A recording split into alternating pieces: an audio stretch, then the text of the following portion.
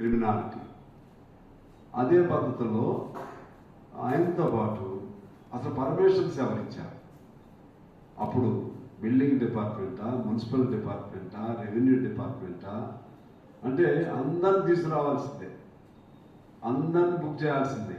ఈ అమాయకుడిని కొనుక్కున్నాడు కాదు మనం, వీడిని కాదు మనం ఇబ్బంది పెట్టాల్సింది.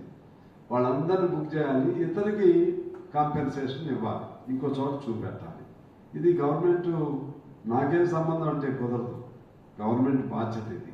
ఆ విధంగా అది రెండో అంశం. ఒకటి పేదవాడిని, రెండోది కొనుక్కున్నవాడిని చేయాలి, వాళ్ళిద్దరిని కాపాడవలసిన బాధ్యత ఈ ప్రభుత్వం.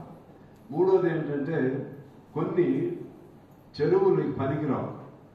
దానిలో ఇప్పుడు మా దగ్గర నాగార్జున సాగర్ ప్రాజెక్ట్ భూములని ఉంటాయి, అటు ఇటు మొత్తం అయిపోయింది. అంటే బిగినింగ్లో ఎండింగ్లో ఇది పారుదల ఉండదు, ఓన్లీ మధ్యలో వేసుకున్నట్టు వాళ్ళకి ఏర్పాటు చేయాలి. ఈ నాలుగో అంశం ఏంటంటే ప్రభుత్వ కార్యాలయాలు ఉన్నాయంటున్నారు. ప్రభుత్వ కార్యాలయాలు అవి చెరువులుగా ఉపయోగపడతాయి అనుకుంటే తీసేసి ఇంకో చోట కట్టేయండి. చెరువులుగా ఉపయోగపడనప్పుడు